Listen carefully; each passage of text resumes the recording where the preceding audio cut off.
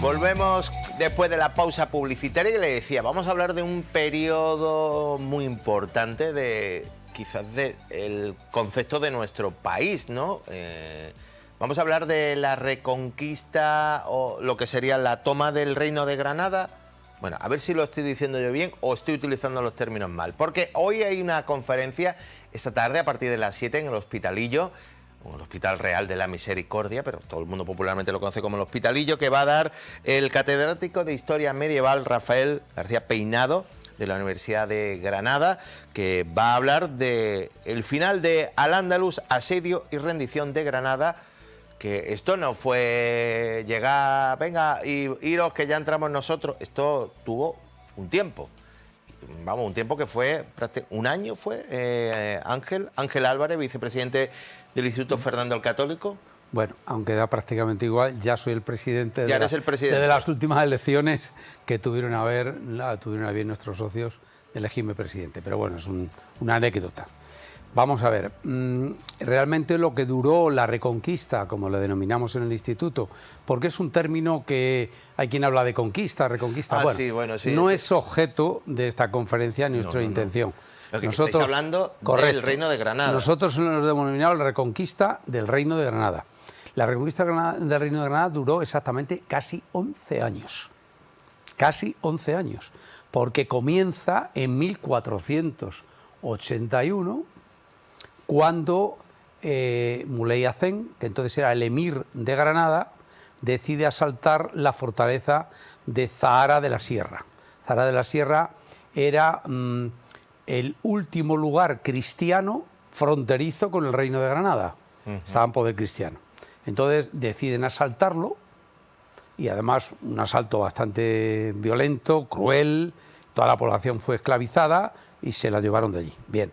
Eso da la excusa a los reyes católicos para acometer definitivamente un proyecto que llevaban tiempo ya perfilando, que era la unificación peninsular. Con esta excusa comienzan ya las hostilidades.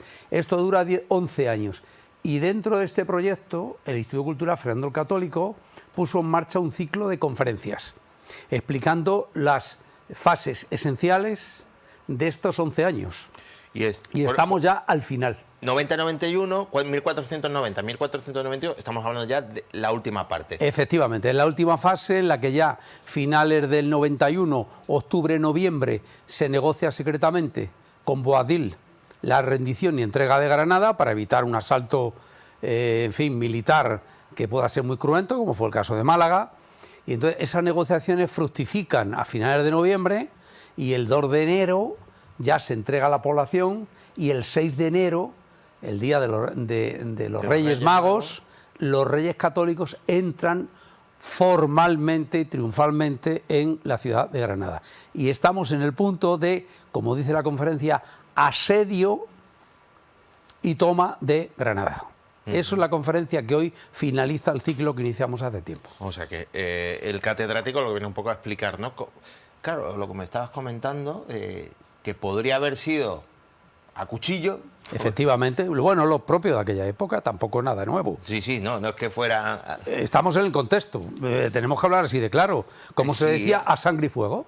Sí, que hay que mirar, pero que... Porque ya se utilizaba artillería, o sea que ya a sangre y fuego. Es un error, que creo que si nos ponemos a analizarlo con los ojos de ahora... No vale. No vale, porque era otra época y lo que en aquella época lo que se utilizaba era lo que se utilizaba, la diplomacia... Entonces los historiadores no tendríamos sentido.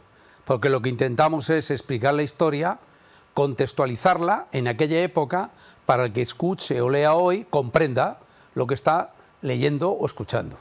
Si entonces no tendría sentido. Entonces tenemos que ponernos en el contexto de aquella época. Hay que olvidarse de planteamientos actuales, contemporáneos, porque no tiene ningún sentido. La idea del historiador es profundizar en todas aquellas fuentes de información sobre los distintos aspectos, en este caso, de nuestra historia. Y a partir de ahí ponerlo a disposición del público en general y que el público en general saque sus propias conclusiones. O sea, podemos decir que dentro de este proceso ya en 1490 la situación estaba más o menos ya decantada y parecía que simplemente era cuestión de tiempo que así es. Los Reyes Católicos tomaran Granada. Cuando cae Málaga, cuando Málaga es conquistada a sangre y fuego, porque fue la ciudad más difícil de tomar, porque estaba muy bien defendida en todos los aspectos.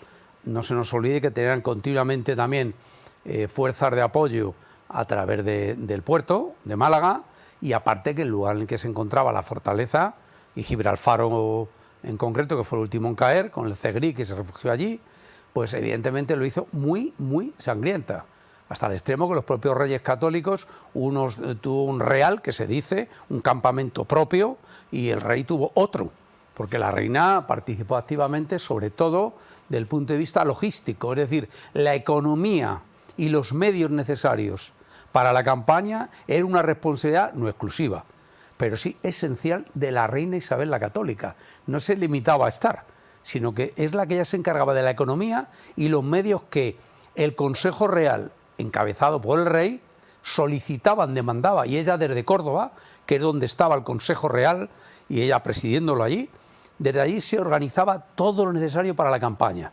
Y el rey, como buen estratega y político que era excepcional, pues él es el que iba planificando con su equipo, que era gente de bastante, digamos, conocimientos militares y mucho sentido político, pues llevaron a cabo la campaña que duró casi 11 años. O sea, que así nos da un poquito de sentido, ¿no?, esa frase que se decía, Isabel y Fernando, tanto monta. Correcto, totalmente. O sea, quiere decir que los dos participaban y tomaban decisiones. Esa frase está muy bien escogida. Bueno, luego hay quien la manipula, quien se ríe, quien hace mofa de todo, porque claro, el que no cree en nuestra propia historia, con sus luces y sombras, pero nuestra historia, ni se siente orgulloso de ella, pues todo lo manipula y todo de alguna manera lo ridiculiza. Pero eso realmente recoge muy bien la realidad, que además no se nos olvide que eran dos reyes que, aunque estaban casados, cada uno era rey respectivo de sus propias tierras, en este caso el reino de Aragón y el reino de Castilla. Lo difícil fue mantener esa unión entre ellos en todo momento con un objetivo final, la unidad peninsular, que en aquella época la unidad peninsular, no pensemos que eran, como se dice, no, eran fanáticos religiosos, no, vamos a ver. La cuestión religiosa en ese contexto que hablábamos antes tenía una importancia absoluta, pero no con los reyes católicos. O sea, durante siglos era fundamental, cuando se buscaba por los reyes, los distintos reyes cristianos, la unidad religiosa, como les pasaba a los musulmanes. Lo que ellos intentan aquí en el Al-Ándalus, la famosa Al-Ándalus, buscaban la unidad religiosa, no exclusivamente la conquista militar. Lo que pasa es que para llegar a la unidad religiosa se imponía a través de la conquista militar. Esto es también contextualizarlo todo, por lo tanto, nada nuevo bajo el sol. Como decíamos, es un poco en la conferencia lo que se va a explicar, ¿no?, un poco lo que fue ese último año. Exacto. Donde asedio y conquista de Granada. Pero las negociaciones políticas. Es lo que comentabas, eso. Es que eso, hombre, ya lo va a explicar el ponente. Yo animo a que vayan nuestros televidentes, sus televidentes, que se animen a ir, porque el doctor es catedrático de la Universidad de Granada, profesor emérito de la misma, y es un gran especialista medieval, con muchísimas publicaciones medievales. Es un especialista en el sentido amplio de la palabra. Entonces, vamos a aprender. El profesor va a explicar quién llamó a quién primero. Llamaron desde el Reino de Granada a los Reyes Católicos dijeron, esto está como está. O llamaron, oye, mira, yo creo que ya vamos a dejar de pelearnos, creo que esto ya no va por... Bueno, yo voy a apuntar un poquito para no descubrir la conferencia, porque además el doctor y catedrático, quiero solo matizar, el doctor es Rafael Peinado Santaella, porque la G no es García, es Genaro. Genaro. Rafael Genaro. Pues pero no es responsable de usted, no tiene importancia. Rafael Peinado Santaella, que es como se le conoce en el mundo académico, es un hombre de una gran formación, pero tiene una ventaja importante que siempre intentamos con todos nuestros ponentes, desde el Instituto Cultural Fernando el Católico, y es que el lenguaje, la pedagogía, la didáctica que se lleva a cabo en nuestras conferencias, el objetivo es que sean asequibles a todo tipo de público que vaya. O sea, no es una conferencia para expertos, porque si hacemos conferencias para expertos, al final solo van a ir expertos. Y nosotros buscamos del Instituto siempre, como se suele decir, democratizar la cultura. Y una manera de democratizar la cultura es que el mensaje, la didáctica, la pedagogía de todo lo que llevamos a cabo sea accesible y digerible por todo aquel que está presente. Y ahí vamos a comprobar estos, como se suele decir en términos coloquiales, los intríngulis, pero tengo que decir que, vamos a ver, Fernando e Isabel y Fernando, fueron muy inteligentes respecto al Reino de Granada y respecto a la corte. Eran conscientes del enfrentamiento tan grande que había dentro de Granada. Boabdil estaba enfrentado totalmente a su padre Muley Hacen, totalmente. Entonces, el hermano del rey, de su padre, su tío, el zagal, encabezaba una facción, Boabdil, y su madre otra facción. Estas luchas intestinales, los reyes estaban absolutamente al día y al instante informados de lo que estaba pasando. Eso le vino muy bien para apoyar a un bando u otro según les interesara. Apoyaron a Boabdil frente a su padre, a Muley Hacen, y después frente a su tío, el zagal. Bien, pues todo eso al final, ¿en qué redundó? En una descomposición interna del propio emirato, de la propia corte nazarí. Y eso al final hizo que se fuera debilitando cada vez más el ejército, las divisiones, y además de que el ejército ya real era imparable. Hay que tener en cuenta que el primer ejército europeo que organiza compañías de artillería de distinto tamaño y distinta potencia fue el ejército real, el primero de Europa. Eso era imparable, porque estaba muy bien organizado, había grandes estrategas, empezando por el rey, y realmente eso ya no tenía nada que hacer. Ya al-Ándalus, o en este caso el Reino de Granada, que era lo último, llevaba ya siglos que estaba tocado de muerte. ¿Desde cuándo? Pues aproximadamente de las Navas de Tolosa. Desde 1212, cuando es derrotado el ejército almohade, desde ese momento ya el imperio, por decirlo así, o el reino musulmán, va el califato, por eso es el emirato, reino de taifas, y con la llegada de almorávides y almohades, que son los integristas islámicos actuales, eso es lo que eran entonces los almorávides y almohades. Desde ese momento está tocado ya y herido de muerte. Sí, pasan siglos, la gente dice, bueno, ¿por qué pasaron tantos siglos? Pues muy fácil, es muy simple, porque pagaban lo que se llama parias. Las parias es una cantidad de dinero, en oro, en plata o en dinero de la época, a cambio de que los reinos cristianos no les atacaran. Es decir, usted no me ataca a mí. Compraba la paz. Exacto, así de claro, compraban la paz. Eso era algo bastante habitual, no pensemos que era nada en absoluto. Bien, pues mientras que iban pagando unos, a lo mejor otros que tenían menos potencial económico les atacaban, les sometían, y los que tenían riqueza, como era el caso del Reino de Granada, porque el Reino de Granada ya sabemos que no era solo Granada, llevaba desde Granada hasta Algeciras, con lo cual pensemos que todo eso había una riqueza que producía, y no les interesaba a los reyes castellanos, como diríamos, atacarlos, porque se iban aportando muchísimo dinero y riqueza. Ese fue el motivo de que durara tantísimo tiempo, y no otro. No pensemos que estaban todos los años luchando durante siglos y matándose. Pues a lo mejor estaban 2 años que no había ninguna escaramuza, de vez en cuando entraban en tierra fronteriza y se llevaban ganados, se llevaban alimentos, volvían a sus territorios. Esto es así, compraron la paz. Pero llega un momento en que ya la unidad política y religiosa, que estaba unida en su momento, por supuesto, como todos los reinos de la época, era imprescindible para el proyecto de los reyes católicos, que era la unificación. Pero tú no puedes unificar políticamente lo que ellos pretendían y dejar una zona tan importante que solo la religión musulmana es la que realmente fuera mayoritaria. Eso no tiene ningún sentido. El buenismo puede aceptar todo, pero no tenía ninguna lógica, porque la unidad religiosa conllevaba muchas otras cosas, también desde el punto de vista económico. Y no se nos olvide que los turcos, el imperio turco, los otomanos, estaban por todo el Mediterráneo amenazando Europa, con lo cual se pensaba, acertadamente, que los musulmanes eran una cabeza de puente, es que tenían informaciones. Había una cabeza de puente que en un momento determinado, si los turcos intentaban invadir las costas españolas, precisamente el Reino de Granada fuera un punto de apoyo para llevar a cabo la invasión. O sea, todo esto, que con el buenismo podemos explicarlo de otra manera, la realidad desde el punto de vista estratégico, político y militar tenía unos componentes que realmente arrojaban la creencia cierta de que la unidad se tendría que producir más bien pronto que tarde. Bueno, pues van a tener todos los detalles y van a conocer, y luego si quieren hacer preguntas, pues esta tarde a partir de las 7 con el catedrático de Historia Medieval de la Universidad de Granada, en este caso Rafael Peinado Santaella. Con eso terminamos el ciclo en torno al a la toma del Reino de Granada. ¿Abrís uno nuevo? ¿Cuándo? ¿Y sobre qué? En unos 20 o 30 días ya presentaremos nuestro nuevo ciclo, el Instituto Cultural, y a partir de ahí ya pues todo el mundo será conocedor de en qué va a consistir. En este caso, creo, se tiene que aprobar lógicamente por parte de la Junta Directiva, que va a girar bastante en torno a una serie de hallazgos que se han producido en la ciudad de Marbella. Muy bien.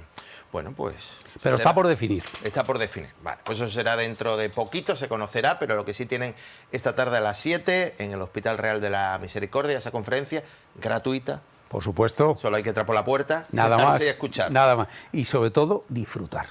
Disfrutar con la conferencia. Pues muy bien, pues muchas gracias. Ángel Álvarez, presidente ya del Instituto Fernando el Católico. Muchas gracias. Muchas gracias, buenos días. Nosotros que vamos a aprovechar ahora también para recordar, por ejemplo, ayer lo que fue la inauguración de esas nuevas pistas del Francisco Norte, porque recuerden que tiene ya una zona deportiva, que son sobre todo la zona de pádel y de hockey, pero se ha añadido nuevo equipamiento que ayer lunes se abría al público. Vamos a ver un poco el resumen de lo que... y van a ver también lo que son estos nuevos equipamientos, que ya pueden disfrutar de ellos.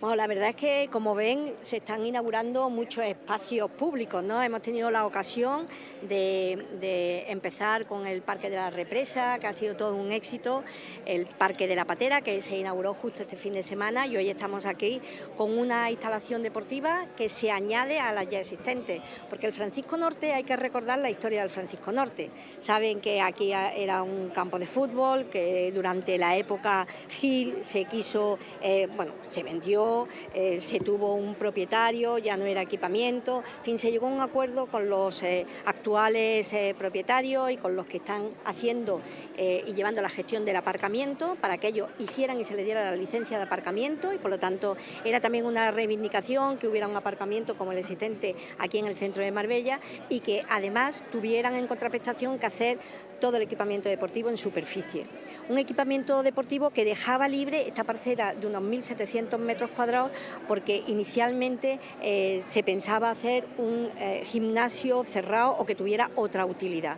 Lo que hemos querido es anexionar estos 1.700 metros cuadrados, hacerlo también para que pueda ser abierto a todo el mundo, que puedan tener pistas, una calistenia como las que nos pedía, una pista multifuncional, el que pueda haber además otras pistas que son un nuevo deporte que yo creo que está teniendo mucha aceptación, y como ven, césped artificial para que puedan hacer aquí algunas de las asociaciones o incluso de los grupos que tiene el propio ayuntamiento con personas mayores o en fin, con las que están haciendo deporte a cualquier hora del día, que puedan utilizarlo. O sea, se anexiona a lo existente. Prácticamente estamos llegando a los 10.000 metros que era el antiguo campo de fútbol, aunque tenemos pues la zona de conserjería, la zona de baño y demás, que tendría que sumarse a lo que ahora mismo tenemos aquí, que es desde una pista de hockey, como lo ven, a pistas multideportivas.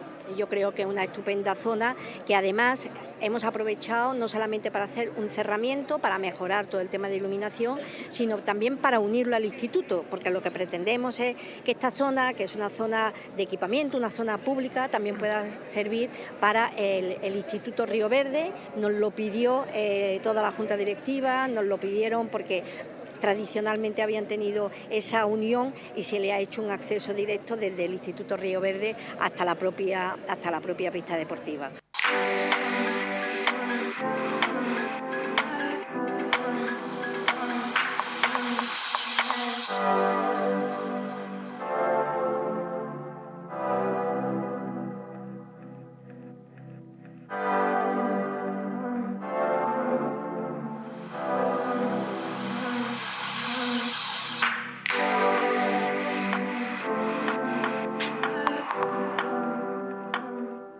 Bueno, la idea que se pretende es una instalación para toda la familia, para que toda la ciudad la pueda disfrutar en el pleno centro de la ciudad. Ya tenemos 4 pistas de pádel absolutamente renovadas, le cambiamos el césped hace poco y la iluminación, una demanda que tienen los usuarios. También está la pista de hockey sobre patines, que también la hemos hecho en esta legislatura, una demanda también que hizo el club. Y ahora pues incorporamos una zona al aire libre, una zona de calistenia para los chavales que nos demandaron con los formatos que ellos nos han pedido. Hemos hecho también una zona de TRX, de entrenamiento libre al aire libre, que ahora está muy de moda, donde se puede hacer crossfit y otras disciplinas, y donde queremos dirigir también las actividades dirigidas del ayuntamiento que se puedan celebrar aquí. Y luego hay otra zona multideportiva, otra pista polideportiva y una zona de fútbol tech. La idea es una instalación absolutamente abierta, gratuita, y que la gente pues se desplace al centro a disfrutarla, a hacer deporte, y esa es la idea que tiene el ayuntamiento. El enfoque que estamos haciendo dentro del plan de instalaciones deportivas es que haya instalaciones deportivas por todo el municipio, por todos los barrios, y que haya sobre todo de acceso libre y que no tengan que alquilarla ni a través de la aplicación de la delegación ni nada, sino que directamente la gente acude y pueda practicar deporte. Esa es la idea y ese es el objetivo de este nuevo Francisco Norte, que es esta ampliación que hacemos de estos 1.700 metros que daban aquí, y yo creo que, bueno, que cubre la demanda de deportes que tenemos en la zona.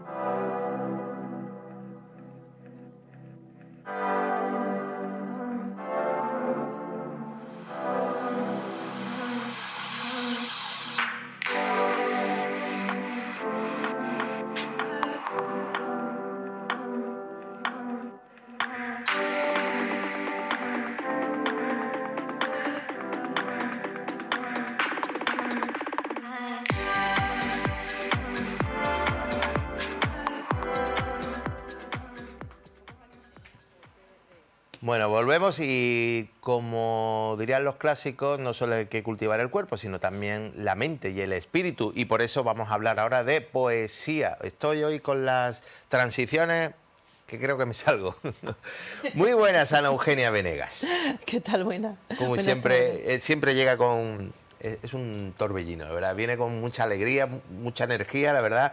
Presidenta de la asociación AMUN, que además tuvisteis un acto hace muy poquito, creo que esta misma semana, ¿no? La semana pasada, una conferencia sobre la historia de la vestimenta, del vestir. A través del arte. A través del arte. Muy interesante, porque a través de cuadros del Museo del Prado se veía cómo era la ropa de las distintas etapas desde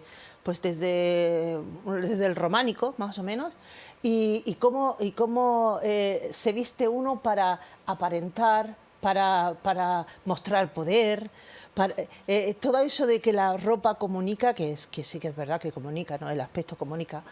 Y bueno, y eso empezamos mañana por la tarde en Le Roche, un seminario de historia de la vestimenta, pues desde la antigüedad, desde las togas griegas hasta las tribus urbanas de ahora. Lo que ahora se llama influencer, por aquel tiempo. Sí, claro, es que date cuenta de cómo vestían, por ejemplo, los reyes. En la época de Felipe II se puso de moda lo que llamaba la moda española, que era de ese negro que se llamaba pico de cuervo, que era tan negro, tan sobrio, con esa tintada tan impresionante.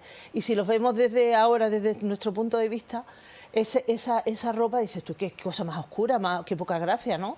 Pues tú imagínate que todo el pueblo estaba vestido de harapos, de unos colores pardos, de tantos usos, que una casaca se la pasaban de unos a otros, que ya ni tenían color, ni habían tenido ningún color como ese. Entonces, alguien que llevaba esa ropa era alguien respetable, alguien con mucho poder, o sea, lo que significaba eso, ¿no? Encima le pones una gola, que es como si llevaras el arito de Dios, ya algo bizantino. Bueno, pero eso es una de las algo que habéis organizado, como decíamos, pero que ahora vamos a hablar de otra actividad donde tú vas a participar y donde la poesía. Sí, porque en realidad yo soy escritora.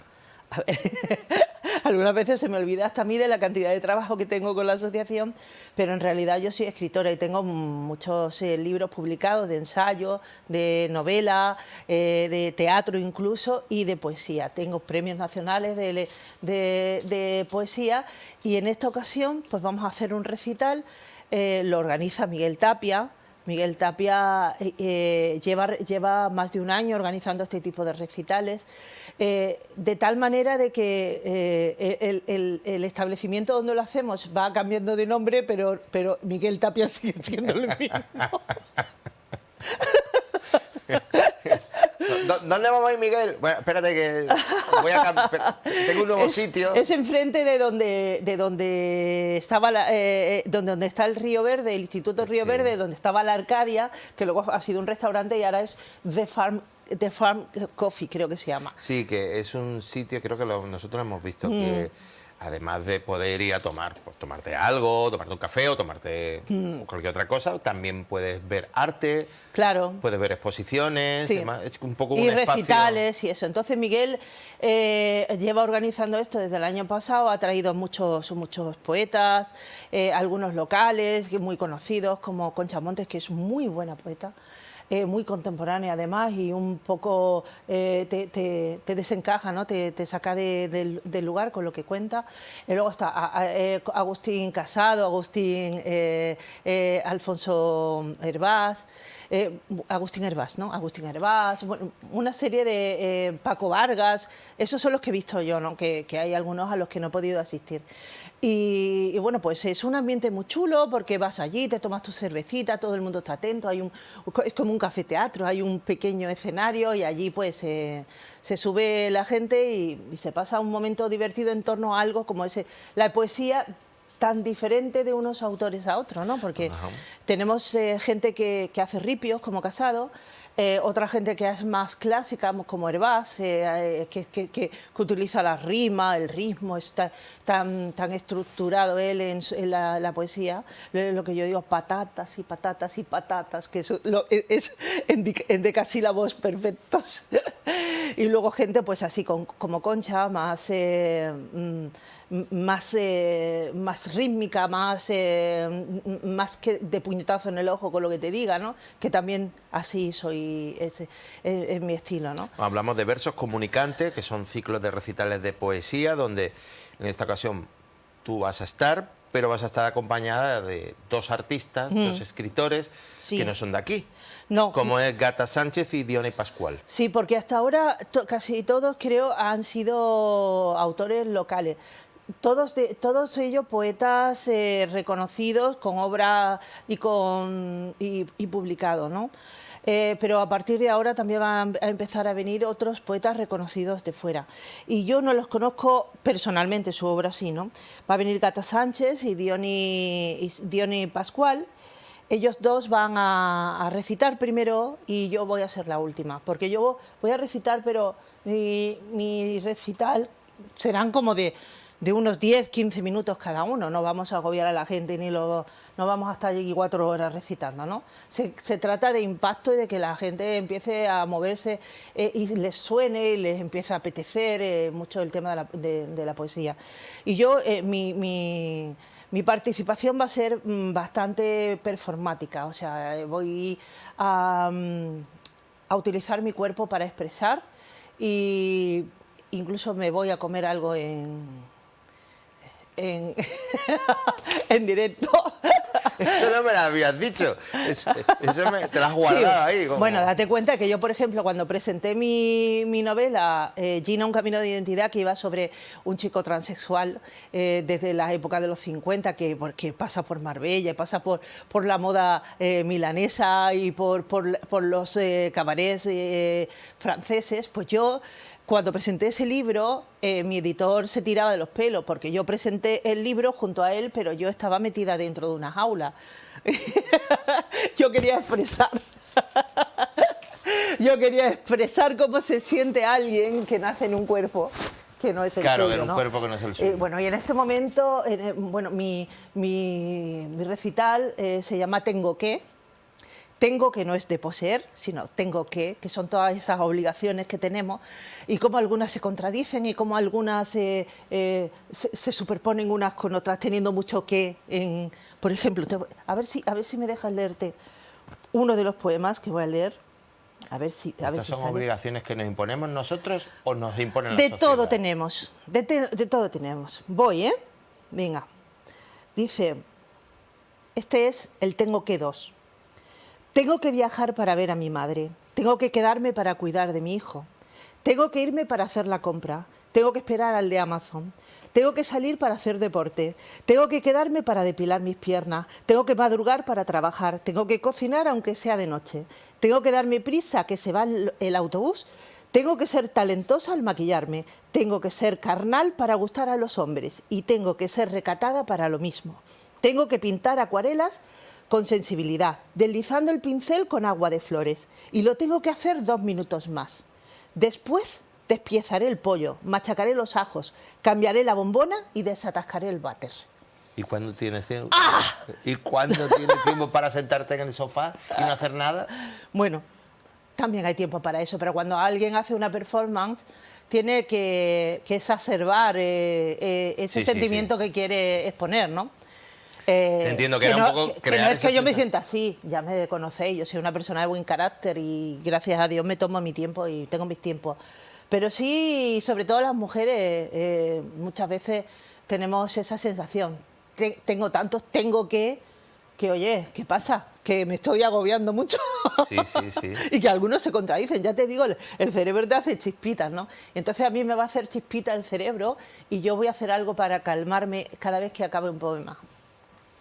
Bueno, pues tengo que, pues ahí tienen, como decíamos, una de las cosas que va a leer Ana Eugenia y que va a comer. Sí. me temo que no sé. No tienes que decirme lo que te vas a comer porque tienes que, si no pierdes fuerza. Claro, no tiene yo prefiero impacto. que me vayáis a ver. Prefiero que me vayáis a ver porque así también tiene el efecto de sorpresa y tiene, porque cuando uno hace una performance tiene mucho, es muy importante la emoción del público, ¿no? Y es muy importante que el público también, bueno, luego le preguntaré al público, ¿ellos qué tienen qué? ¿No? Así que espero que se diviertan, que les sirva también para recapacitar y para valorar la poesía, que también la poesía no solo es, como os habéis dado cuenta con mis poemas, no terminan todos en participio, ni tienen una métrica, pero tienen un ritmo imponente y tienen repeticiones internas, que eso también es música. O eso es una música más contemporánea, quizá, también. Uy, no quiero que los demás poetas, los que son tan clásicos, me tiren de los pelos, pero... No, pero yo creo que, por lo menos, si el efecto que tú querías conseguir es el que a alguno se le queda dentro del tengo tiempo para... tengo que se te quede dentro y estás tú pensando, y yo tengo yo tantos que... Claro que sí tienes. Lo has conseguido, por lo menos conmigo lo has conseguido. Claro, seguro que tenemos muchas cosas que... y muchas más, de condicionamientos que tienen que ver con nuestros padres, con lo que hemos aprendido, con la educación, con el trabajo, con llevarte bien con los demás. Tantos tengo que no te apetecen y que uno se levanta, bueno, ya se acuesta con tengo que y se levanta uno con tengo que. Bueno, pues es que todo esto no hemos dicho ni cuándo va a ser ni a qué hora va a ser. Hemos dicho el sitio. El sitio, la antigua Arcadia. Enfrente del Río Verde. Yo creo De que ahí Farm Coffee. Pero va a ser el próximo 21 de enero. O sea, este sábado. A las 7:30 de la tarde.